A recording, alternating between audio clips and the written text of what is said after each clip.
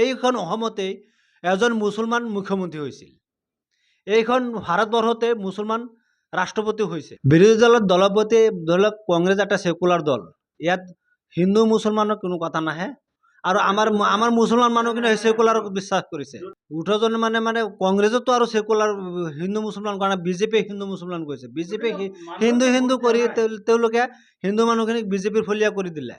যে তথাপি সকলোতো আৰু হিন্দু ফলীয়া 2 এজন আহিছে, ওলাই আহিছে। যে আমাৰ মুছলমান মানুহখিনি যিহেতু সংখ্যা লঘু মানুহখিনি তেওঁলোকে সেকুলাৰত বিশ্বাস কৰে, তেওঁলোকে হিন্দু বা মুছলমান তেনেকুৱা বিশ্বাস নকৰে। তেওঁলোকে কংগ্ৰেছৰহে বিশ্বাস কৰে, কংগ্ৰেছৰ বিশ্বাস। ধৰ্ম নিৰপেক্ষ এতিয়া আমি দেখা পাইছোঁ ধৰ্মৰ ভিত্তিত তেওঁলোকে ভোট দি যেতিয়া ৰাজনীতি কৰি আছে, বিজেপি হিন্দু প্ৰচাৰ কৰি ৰাজনীতি কৰিছে যেতিয়া, এতিয়া বিজেপিয়ে হিন্দু মানুহখিনি চলে বলে কৌশলে বিজেপিমুখীয়া সাম্প্ৰদায়িক ফলীয়া কৰি দিছে। কিন্তু আমাৰ মুছলমান মানুহখিনি সাম্প্ৰদায়িক ফলীয়া হোৱা নাই।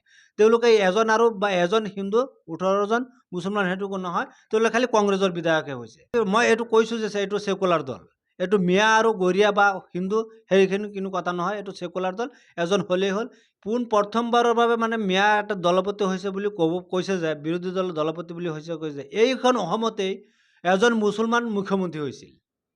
এইখন ভাৰতবৰ্ষতে মুছলমান ৰাষ্ট্ৰপতি হৈছে। তে সেই প্ৰথমবাৰৰ বাবে হোৱাটো এইটো একো আচৰিত কথা নহয়। যেতিয়া যি যোগ্যতা আছে, যোগ্যতাৰ ভিত্তিতহে পাতিছে। কংগ্ৰেছে মুছলমানক মুখ্যমন্ত্ৰীও পাতিছে।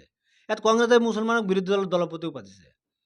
সেইটো ৰাইজৰ সমৰ্থনত যি যোগ্যতা, যোগ্য বসুন্ধৰা, যি এজন যোগ্য সেয়া স্থান পাইছে। কংগ্ৰেছ দলৰ পৰা যেতিয়া সংখ্যালঘুৰ ওপৰত অন্যায় অত্যাচাৰ নহয়, যিকোনো ঠাইতে অন্যায় অত্যাচাৰ বা কিছুমান বস্তুৰ মূল্য বৃদ্ধি হৈ আছে, ক'ৰবাত সাম্প্ৰদায়িক সংঘৰ্ষ হৈ আছে, গোটেইবিলাকৰ বিৰুদ্ধে মাত মাতিব লাগে। খালি সংখ্যালঘুৰ বিৰুদ্ধে নহয়, যে সংখ্যালঘুৰ ওপৰতো, মণিপুৰতো সংখ্যালঘুৰ ওপৰত অন্যায় অত্যাচাৰ হৈ আছে। ভাৰতৰ বিভিন্ন ঠাইত মুছলমান সংখ্যালঘুৰ ওপৰত অন্যায় অত্যাচাৰ, ক'ৰবাত মূল্য বৃদ্ধি হৈছে, ক'ৰবাত চিণ্ডিকেট বহাইছে, ক'ৰবাত চুৰি কাম হৈছে, ক'ৰবাত ডকাইতি কাম হৈছে। এইবিলাক চবৰ বিৰুদ্ধে, অন্যায়ৰ বিৰুদ্ধে মাত মাতিব।